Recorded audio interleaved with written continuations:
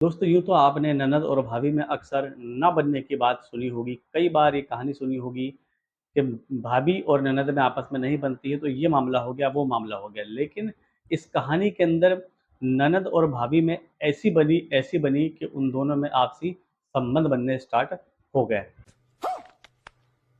जी हाँ दोस्तों, ये कहानी बड़ी ही प्रेरणादायक है।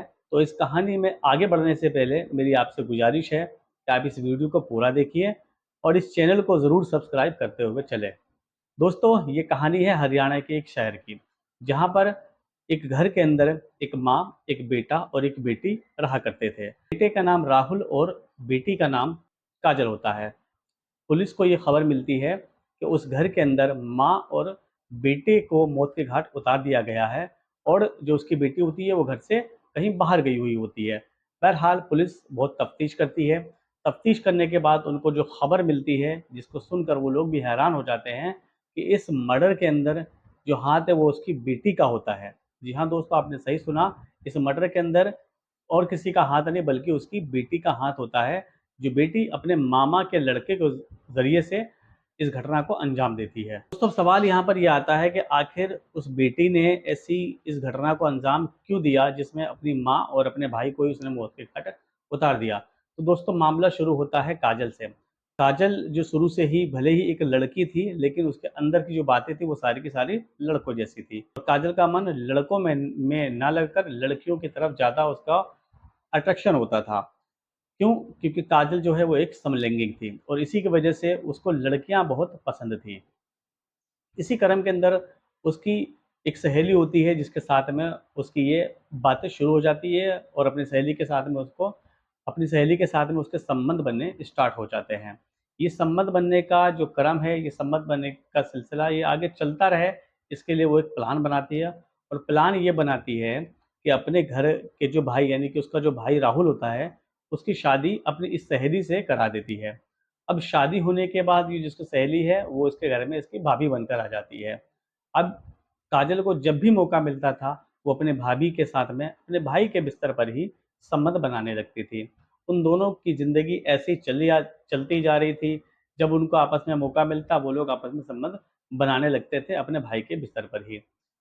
ठीक इसी क्रम में ये मामला आगे चलता जा रहा था कि एक दिन राहुल और उसकी माँ को इसकी हरकत का पता लग जाता है और वो लोग इन दोनों को आपस में संबंध बनाते हुए देख लेते हैं।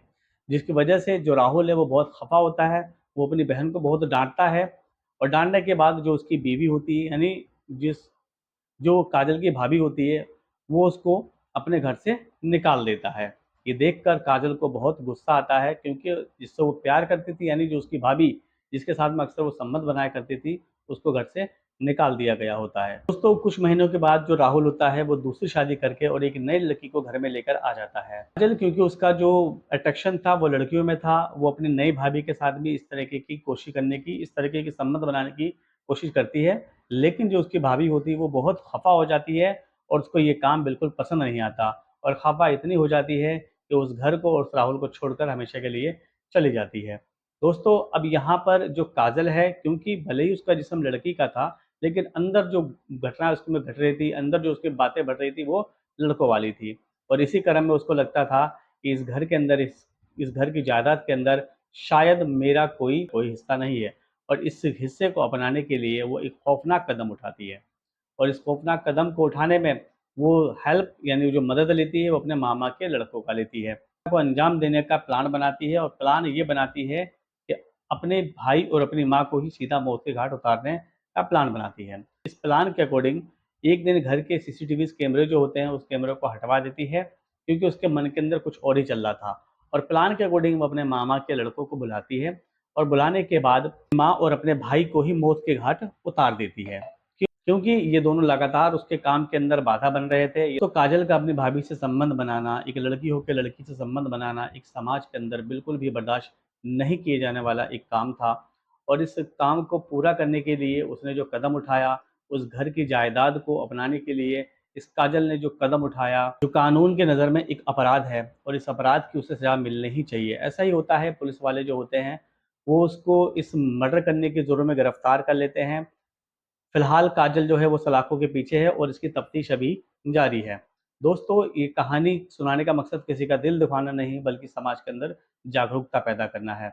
ये कहानी आपको कैसी लगी? अगर अच्छी लगी है तो वीडियो को लाइक और चैनल को ज़रूर सब्सक्राइब करें। मिलते हैं अगली वीडियो में अगली कहानी के साथ।